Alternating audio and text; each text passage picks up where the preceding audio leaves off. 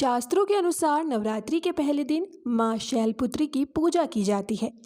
शैलपुत्री माता को उमा, सती और हेमवती आदि नामों से भी जाना जाता है। माँ शैलपुत्री का वाहन वृषभ है। माता के माथे पर चंद्रमा सुशोभित है और उन्हें सफेद रंग प्रिय है। इसलिए माँ शैलपुत्री की पूजा में उन्हें सफेद रंग के ही वस्त्र, पुष्प, गाय का घी और मिठाई अर्पित की जाती है। मान्यता है कि विधिवत माँ शैलपुत्री की पूजा से जीवन में शांति और सुख समृद्धि का वास होता है। वहीं माँ शैलपुत्री के पूजन के पश्चात मंत्र जाप, आरती और कथा पढ़ना भी जरूरी माना गया है।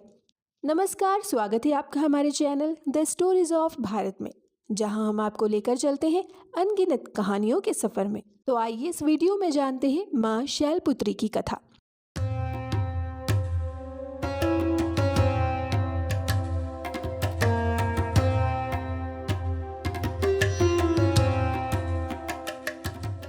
माँ शैलपुत्री की कथा से पूर्व आइए जानते हैं कैसा है माँ शैलपुत्री का स्वरूप। माता शैलपुत्री का स्वरूप बेहद शांत और सरल है। माता के एक हाथ में त्रिशूल और दूसरे हाथ में कमल शोभा दे रहा है। माँ अपने नंदी नामक बैल पर सवार होकर संपूर्ण हिमालय पर विराजमान है। इसलिए माता शैलपुत्री को वृषोरूढ़ा और उमा के नाम से भी जाना जाता है। यह वृषभ वाहन शिवा का ही स्वरूप है और शैलपुत्री समस्त वन्य जीव जंतुओं की रक्षक भी है।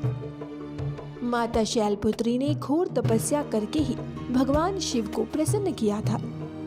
शैलपुत्री के अधीन वे समस्त भक्तगण आते हैं जो योग, साधना, तप और अनुष्ठान के लिए पर्वतराज हिमालय की शरण लेते हैं। माँ अपने भक्तों की हमेशा मनोकामना पूरी करती है और साधक का मूलाधार चक्र जागृत होने में सहायता मिलती है। आइए अब जानते हैं माता शैलपुत्री की कथा। पौराणिक कथा के अनुसार एक बार प्रजापति दक्ष ने अपने घर पर यज्ञ का आयोजन करने का सोचा। उन्होंने सभी देवी देवताओं को अपने यहाँ आने का निमंत्रण भेज दिया, लेकिन राजा दक्ष ने भगवान शिव को नहीं बुलाया। देवी सती को लगा था कि उन्हें भी बुलावा भेजा जाएगा, परंतु उनके यहाँ यज्ञ में आने का निमंत्रण नहीं आया। फिर भी देवी सती को उस यज्ञ में जाने का मन हुआ, लेकिन शिवजी ने उन्हें मना कर दिया। शिवजी ने सती से कहा, अभी उनके पास यज्ञ में जाने के लिए कोई निमंत्रण नहीं आया है, इसलिए वहां जाना ठीक नहीं होगा। फिर भी देवी सती ने उनकी बात नहीं मानी।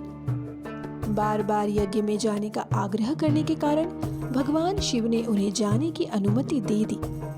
जब देवी सती अपने पिता राजा दक्ष के यहाँ पहुंची तो उन्होंने जाकर देखा कि अपने पिता के यहाँ कोई भी उनसे सम्मान और प्रेम के साथ बात नहीं कर रहा था। वहीं देवी सती की अन्य बहनें भी उनका और शिवजी का मजाक उड़ा रही थी। स्वयं देवी सती के पिता प्रजापति दक्ष ने भी सती का अपमान करने का मौका नहीं छोड़ा। इस प्रकार वहां मौजूद सभी लोग सती के साथ रूखा व्यवहार कर रहे थे।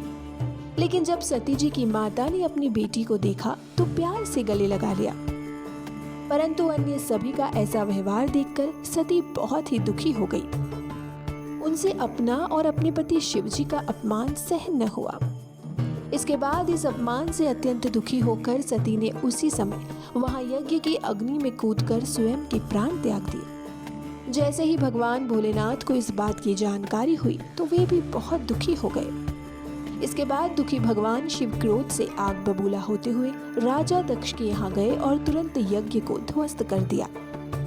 मान्यता है कि इसी सती ने फिर हिमालय की पुत्री शैलपुत्री के रूप में जन्म लिया। तो ये थी माता शैलपुत्री की कहानी। आपको ये कैसी लगी हमें कमेंट में जरूर बताएं। वीडियो पसंद आए तो इसे लाइक और शेयर करें और चैनल को सब्सक्राइब करना ना भूलें। ऐसी ही और वीडियोस के लिए बने रहिए द स्टोरीज ऑफ भारत के साथ। धन्यवाद।